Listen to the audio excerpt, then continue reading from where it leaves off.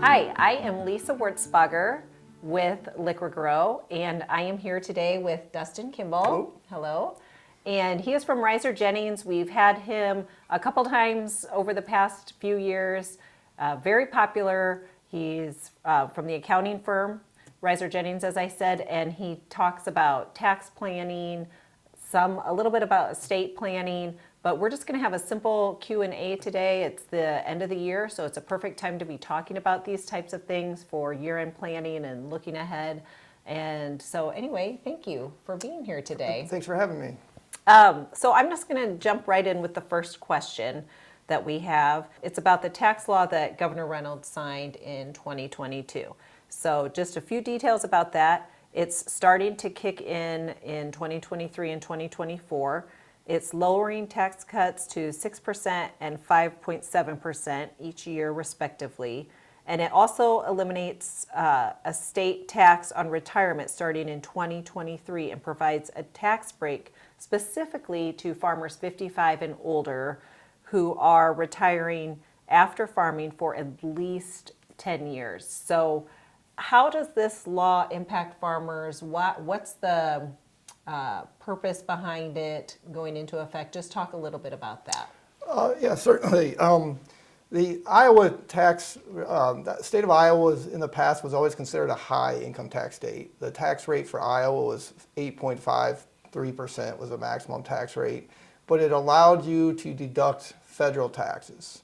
As part of this law that was passed, they got rid of the 8.5% and they're lowering the tax rate down, but they are not allowing you to deduct the federal taxes anymore. Like Lisa had mentioned, the tax rate for this year, the top tax bracket is 6%, and then in 24 it drops down to 5.7%, 4.82 the following year, and then it's going to a flat tax of 3.9% in 2026. As part of this new tax law, similar to how the state of Illinois handles it, Iowa is now exempting retirement income from taxable income for the state of Iowa. So this would be if anybody that's 55 and older that receives pension income or retirement income, maybe an IRA distribution, things like that, that's not taxable now to the state of Iowa. But they've actually even added it a little step further with regards to farming, rental income from farms.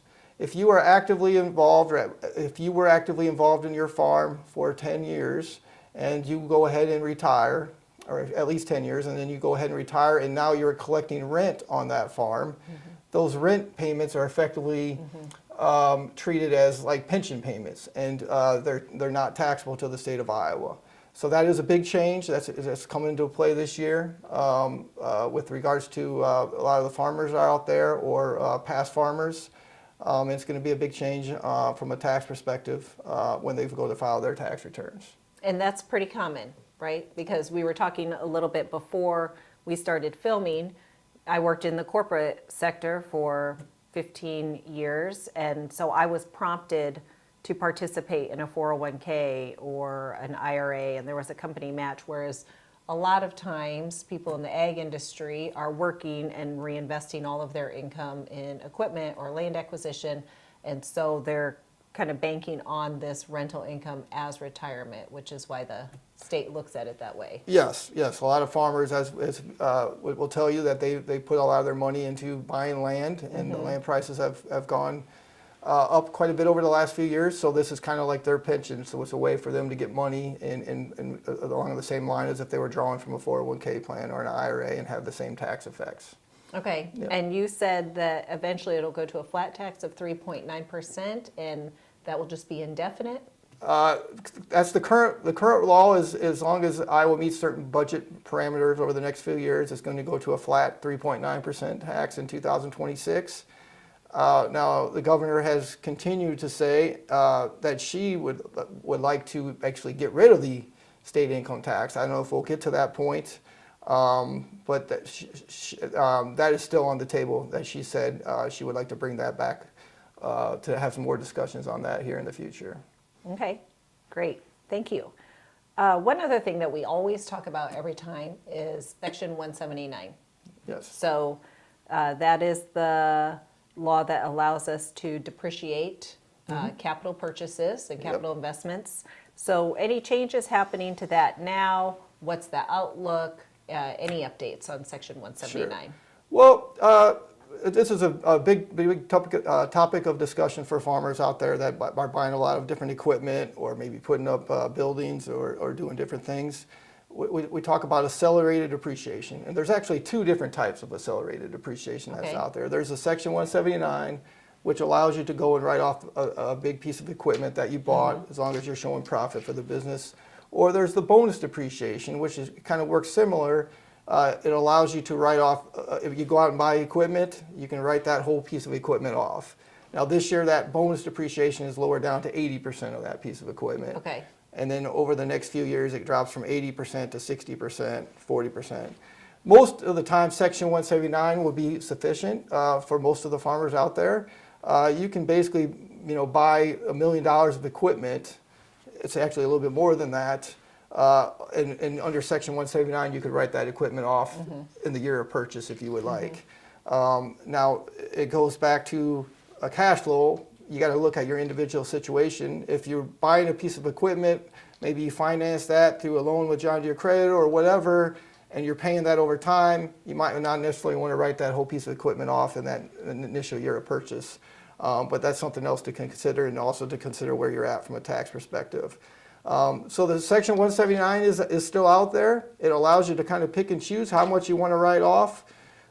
So maybe you bought a tractor, $150,000 tractor, and you need $50,000 to get you to that level you want to be. You can write that off, $50,000. Whereas if you had bonus depreciation, you have to either take 80% of all that equipment, or you just take regular depreciation. You don't get to pick and choose the number that you want to write off. But those are definitely two vehicles, two tools that farmers can use as they're getting towards the end of the year, and they have an idea where they're coming in at, and they want to maybe do some tax planning. These are a couple tools that they have that they can keep in mind. Okay, so I have a lot of questions as you've been talking. A lot of follow-up. So if I write off 80%, the other 20% gets scheduled over like 5 years. That is correct. Is that right? Yep. 5? Okay. And then if I'm purchasing, if I know I'm going to need to purchase something, does it have to be put into use, or is it just the year that you buy it? In order to get the depreciation, it should be in use by the end of the year. So yes, you need to buy it, and it needs to be ready to go by the first of the year, by the end of the year. Okay. And then is there ever any chance of repeal or rolling back Section 179, in your opinion? There's always a chance. I mean, tax law is only as permanent as until the next tax change, right? Years ago, the Section 179 used to be only like 100,000, 125,000, and then they bumped it up to 500,000, and now, like I said, it's over $1 million. There's a chance it could maybe lower, maybe go back to 500,000 or so. I don't foresee any big changes for at least a couple years, but there's always that chance. Okay. It's usually used to stir purchases, to help the economy. So I think there's always going to be some number there. I just don't know if they could reduce it at some point. Okay. And then my last question about this is, you mentioned, the bonus depreciation.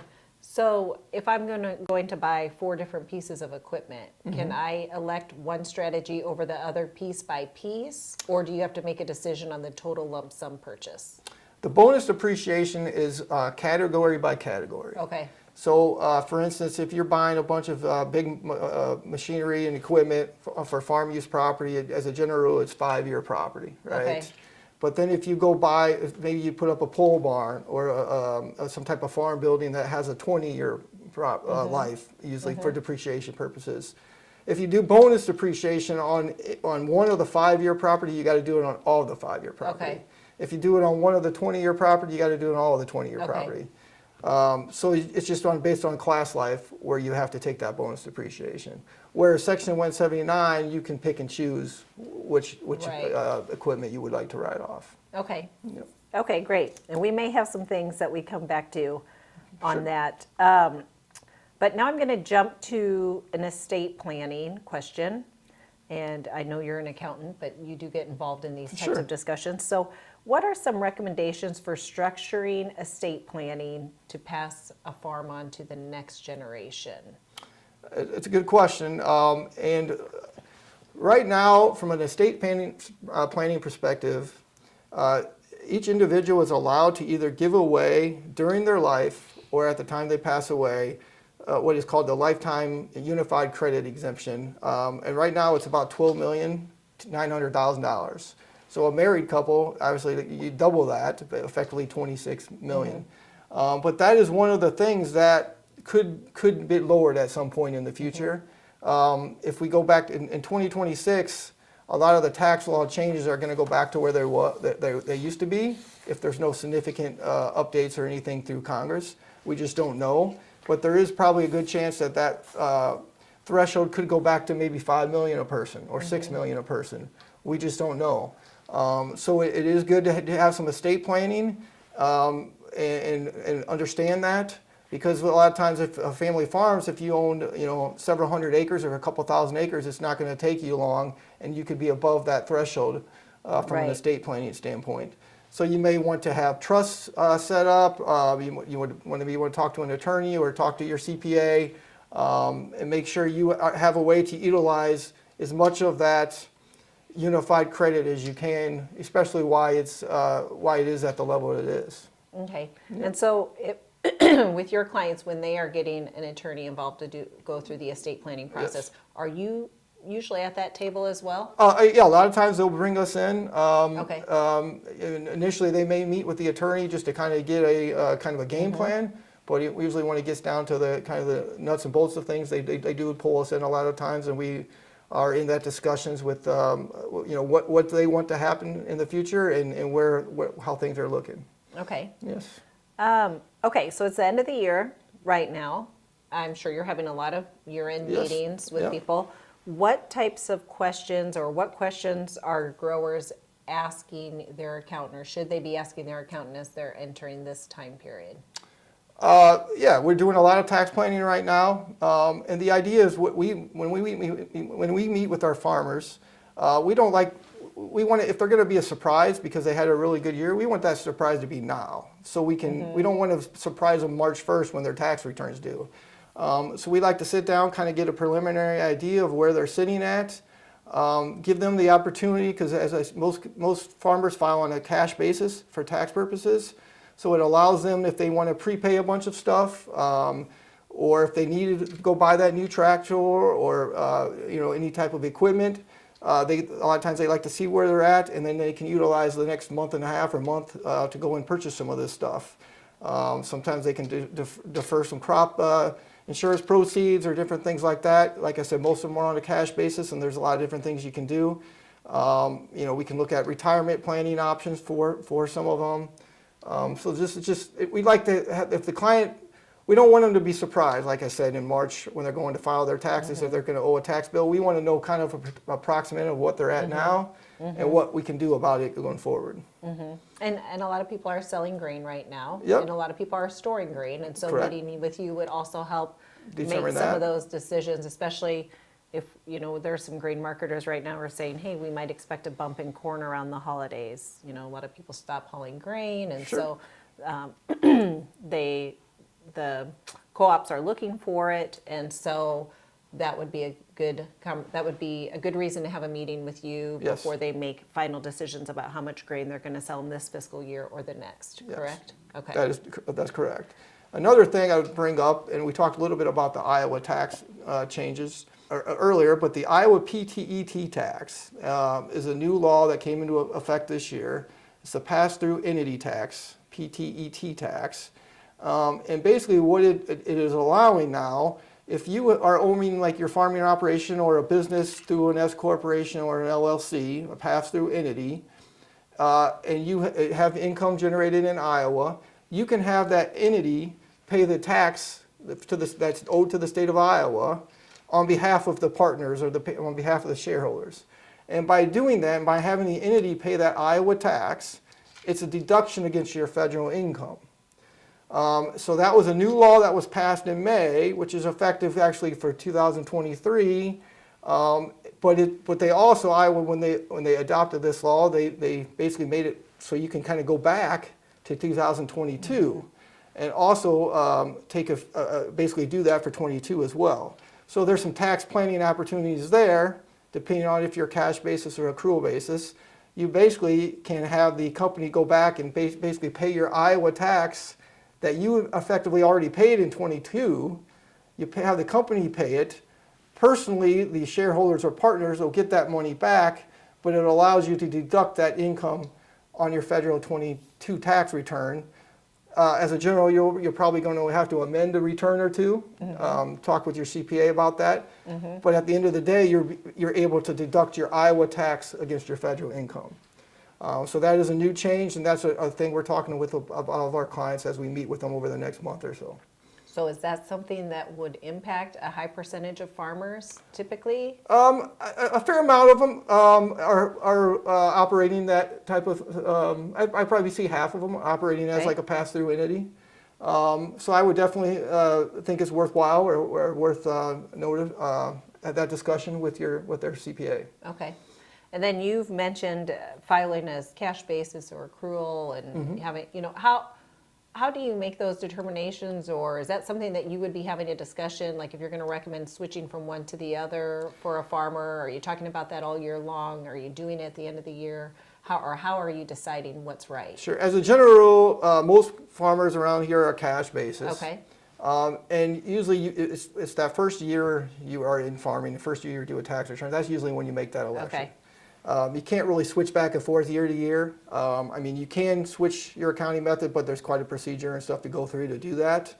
So as a general rule around here, most small businesses, including farmers and things like that, are filing a cash basis for tax purposes. Okay. Another thing that this brings up is how often should a grower be meeting with their accountant? What are you seeing or what are you recommending? At the end of the year, quarterly, monthly? What are the pros and cons to different meeting cadences? Good question. We meet with a lot of farmers throughout the year. Again, it kind of depends on what type of services we're offering, but a lot of the farmers, we kind of handle their books or kind of do their bookkeeping, so we can kind of have an idea on where they're at for income for the year. Other farmers, they just check in once or twice a year. They have a pretty good handle on their bookkeeping. They have questions. I would probably recommend at least a couple times a year you're checking in with your CPA, especially when new tax laws come up, like the new Iowa tax law, the Iowa PTET tax came up that we just talked about, or the retirement exclusion, things like that. So I would definitely recommend checking in once or twice with your CPA as they go on throughout the year. Definitely meeting with them about this time of the year, at least having a conversation with them. Okay, before the end of the year, Yes. in the fourth quarter sometime. Yeah. Okay, this is a question about capital equipment purchases. Okay. So a lot of times, we see growers who are purchasing new combines, new tractors, new pickup trucks, and the bonus or the benefit is to capture the depreciation. Yes. So what are your thoughts on that? Every year, should they be looking to buy something, even if it's financed, to have that depreciation to write off, or what's the balancing act there? Another good question. Again, depreciation is can be a big tax deduction when it comes to farming or it comes to small businesses. But you also got to be careful. If you are constantly trading in that tractor or that big piece of equipment, but you've already written it off or taken that depreciation, you do have depreciation recapture, which is going to be income back to you. So you got to kind of balance that out. Basically, a trade-in now, they got rid of the old trade-in rules a few years ago. So when you trade in a piece of equipment right now for tax purposes, that's treated as a sale. So if you trade in a piece of equipment, a tractor, say for $100,000 they give you as a credit, that's basically $100,000 of sale price for trading that revenue. in. So if you've already written it off, it is going to be income to you. In the past, it's still not really been a big deal. If you turn around and buy another big piece of equipment, you can kind of write that equipment off, so you can kind of offset your gain. but it's something to definitely consider if you're not planning on buying as much equipment in the future, or if we lose some of this bonus depreciation in the future. Like I said, I think Section 179 is going to be there for a while. I don't see that going away, but it depends on how much equipment you have or what your individual situation in. But it's definitely something to keep in mind if you go ahead and take that extra depreciation or extra Section 179, knowing that you may be trading that in the future. Okay. Another question kind of in line with that is around getting like a multi-unit discount from some of the implement companies. So is it worth getting 5 new pieces per year to get a multi-unit discount through somebody like John Deere? Yeah, there definitely can be some cost savings there. Okay. But again, I think it all boils down to your cash outlay. Where are you at from a tax perspective for depreciation? I mean, maybe some farmers can kind of load up and they buy a lot of equipment in 1 year and then they don't have to buy something for the next few years or something, right? And it may make sense to do that. I think it's just going to be dependent on their individual situation and how much depreciation are they looking to take at that point. And so do you work with growers looking at like debt to income ratios and such and saying, okay, what you have now is healthy, maybe pump the brakes a little bit, or seeing how that's fluctuating as they're spending throughout the year or year over year? Yeah, definitely something to keep in mind. If you're continually to buy that equipment, but you're financing that equipment, I would probably urge you, more than likely, you don't want to go and write that piece of equipment off 100%, right? If you're still paying on it for the next 3 or 4 years, but you already had written it off with depreciation, you don't have that deduction, and you're outlaying the cash later on in the year. So you definitely something to consider, the debt to ratio. I mean, it's one thing to buy a piece of equipment for cash and then take that extra depreciation. Right. But if you are financing and have debt, then that's definitely something to consider as well. Okay, so that makes more sense. If I'm gonna have a loan payment for 5 years, then I probably want to schedule the depreciation out. Yeah, something to definitely consider. Yeah. Okay. Yeah. Okay. Yeah. Okay, switching gears back to estate planning. So this is common. I have one child, let's say they have one child who works in the farm and 3 kids live in downtown Chicago, for example. So what advice do you have for families in those situations who maybe have 1 or 2 children working in the farm and active, but the rest are not, but they're still wanting to make sure the process is smooth, fair, painless, and everybody still gets along at the end of the day? And maybe that's just wishful thinking, but what are some of your thoughts on that? Definitely a good question with regards to the values of the farmland these days. In a situation like that, where is if the goal of the farmer or the parents is to have the one child inherit the farm, there could be a pretty sizable amount of values assigned to that farm. So if you're trying to do it for an estate planning purposes and you want to try to even out the other 2 or 3 kids, you definitely want to have an estate planning meeting with your attorney. You know, depending on what other type of assets are involved, you want to make sure that you have it in place to where the idea here is you want the one child that's staying on the farm to be able to keep the farm without having to sell it off to pay off the siblings, right? So you might have to factor in some life insurance policies into there that can help buy out that portion of the estate effectively. Sometimes you can maybe set the farm up in like an LLC type arrangement, and then that farmer that's going to continue, that person that's going to continue to farm can pay rent to the LLC, which is owned by the other siblings or something. So you can carve that farmland out and have it owned by all the siblings, but then the farmer that is actually operating on the farm can pay the rent, and that's a way that you keep the farmland as a kind of owned by everybody, so you don't, the one person doesn't have to buy out the others. Okay. So you got some different tools and stuff there, but yeah, that's definitely something to keep in mind as when they go with regards to estate planning and stuff going forward. The other big thing with estate planning and inheriting farms is you get a step up in basis, right? So that's a big deal. It's like if you have parents and they want to give their son the farm, you don't necessarily want to give them away, because then they take over the tax basis or the basis that the parents have, and they might have bought this farm 100 acres at $2,000 an acre 20 years ago or whatever, and now it's worth $15,000-$20,000 an acre. So it would be better from an estate perspective to have that person inherit the farm or have the siblings inherit the farm. They get the step up in basis at the fair market value at the time the parents would pass away.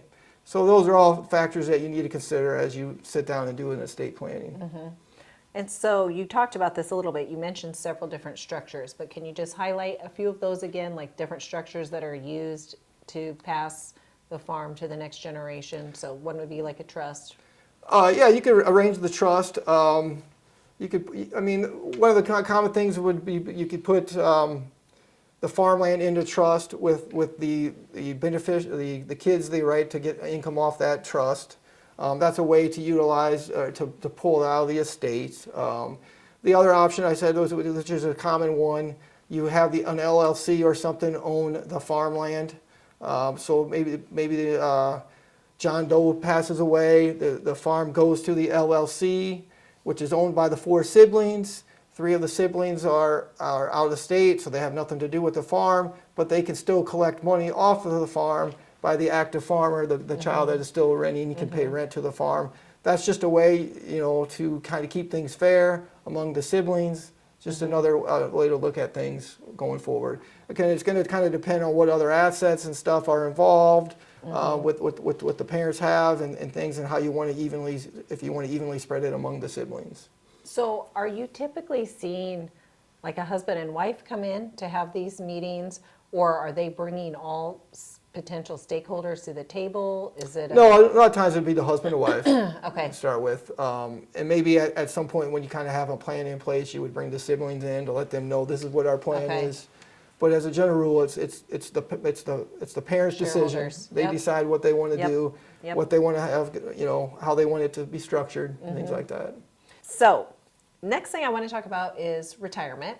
Okay. And a lot of times we see business owners who are chugging along and all of a sudden they're 65 or 69 and they want to get out.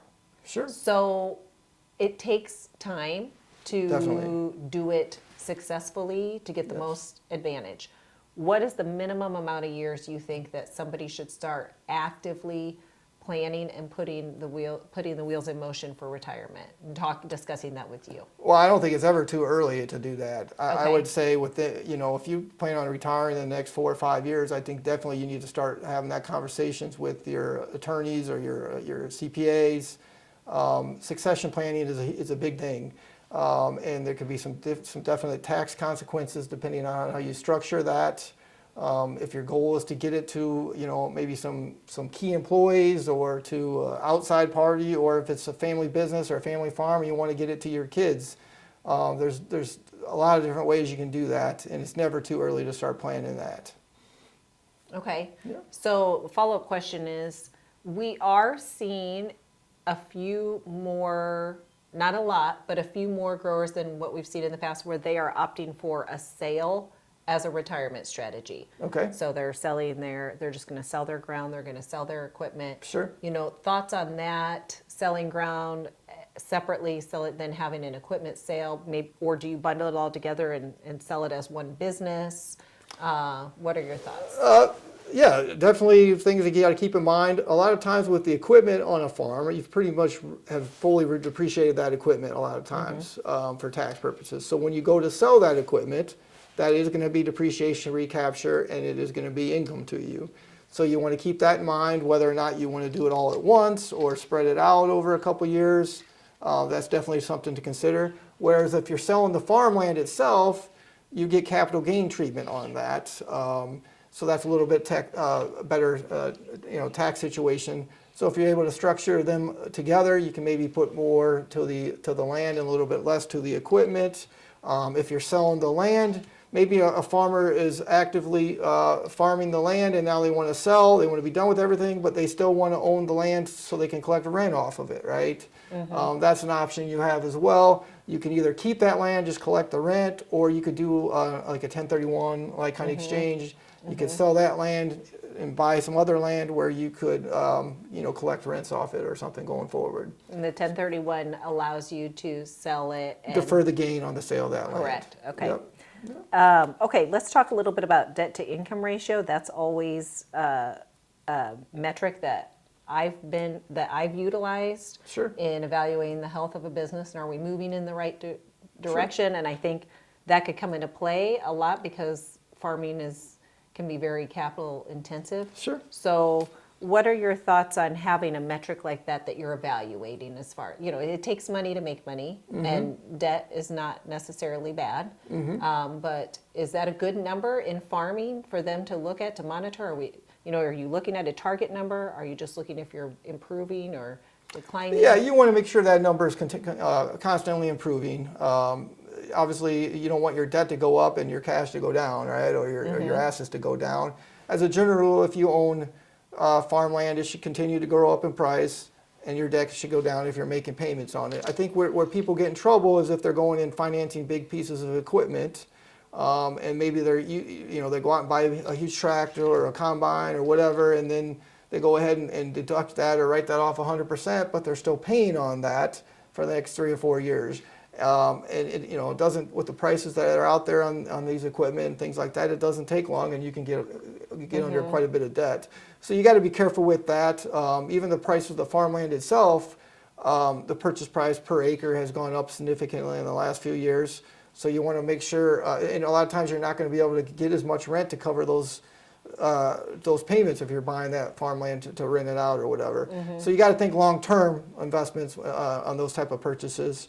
Again, I think it's just everybody's individual situation. You got to watch that. That's definitely something the banks would look at, is that leverage position. As a general, you would just want to keep seeing it increase from year to year. Okay. Yeah. And another follow-up to that would be, what to do with the depreciation. And so you're going to get this money back in the form of the return, and there's lots of options, reinvesting it, pocketing it as additional income, or setting aside some for potential maintenance expenses, additional purchases needed. Yeah. When you take depreciation every year, and we've talked about the Section 179 and the bonus, again, you don't want to necessarily take a bunch of write-off to wipe out your tax completely, right? You got lower tax brackets. You start out at 10%, you go to 12%, 22%. So if you wiped it all off in 1 year, you maybe lose some of your tax credits that you get, like the child tax credit or maybe some education tax credits. So just because you have the opportunity to write that off or to take that Section 179 doesn't mean that makes the most sense for you. Okay. You got to look at your individual tax situation. It might be better to spread some of that depreciation out in the future. You can use income averaging as well for farming, which you would basically take the average income of the farming operation for the last few years, and you can do that type of calculations. So every individual situation is going to be different. You're always going to, a lot of times farmers are always going to be buying new things, buying new equipment. But you got to keep all that into account from a budgeting standpoint, from a maintenance standpoint. We know the cost of some of these repairs on some of these things nowadays are getting pretty big. So again, it's based on everybody's individual situation as far as what you want to do from a depreciation standpoint going forward. Okay. Last question I have. We've talked about different ways that you can set up a business or farming operation, and so you can be an S corp, you can do an LLC, you can be a sole proprietor with Schedule F. So, what are your thoughts on setting up your operation under those various structures, benefits, pros, cons? When would you make the decision to switch from one to the other? Sure. There's different choices out there. You can be basically a sole proprietorship. You can be an LLC. You can be a partnership. You can be an S corporation. A lot of times, we still see a lot of sole proprietors out there, but a lot of times what we're seeing now is a lot of individuals are setting up as an LLC, like a single member LLC. So you set up an LLC, but you're the only owner, maybe of the business or the farm. That gives you that extra layer of liability protection. Okay. If you're a single member LLC, there's really no tax changes. It's all still filed on your personal taxes, like you were as your sole proprietorship. At some point, you may want to elect to become an S corporation. And the benefit of the S corporation is you potentially could save some Social Security and Medicare tax. You become an employee of that S corporation. Right now, if you're a sole proprietorship or a single member LLC, you're basically self-employed, right? You just pay tax on what the profit of the entity is. So if the entity makes $100,000, you pay tax on $100,000. If it makes $200,000, you pay tax on $200,000. But if you are an S corp, you can save some Social Security and Medicare tax. In my example, if you make $200,000 right now, as you're as an LLC or a single member LLC or a sole proprietor, you're paying 15% Social Security and Medicare tax on that profit. If you become an S corp, you can pay yourself a wage. It's got to be a reasonable wage. So maybe you pay yourself $80,000 wage. The other $120,000, you can avoid some Social Security and Medicare tax. So there is definitely some cost savings, and it's definitely something to keep in mind. This is something that is constantly in the news with regards to, are they going to change the rules someday with regards to that for S corporations? There's some different tax requirements filing when you have an S corporation. You have to do a separate tax return. There's more paperwork involved. If you don't have employees, you got to get them on, have employees now, and you have to do some payroll tax reports each quarter and things like that. But there's definitely, at some point, it's worth a discussion with your CPA if it makes sense to make that switch to become a different type tax-paying entity. Okay, great. Yeah. Thank you so All right. much. No This problem. is always excellent information, and we appreciate you taking the time and being here and answering all of our questions. And so we're going to wrap this up for today.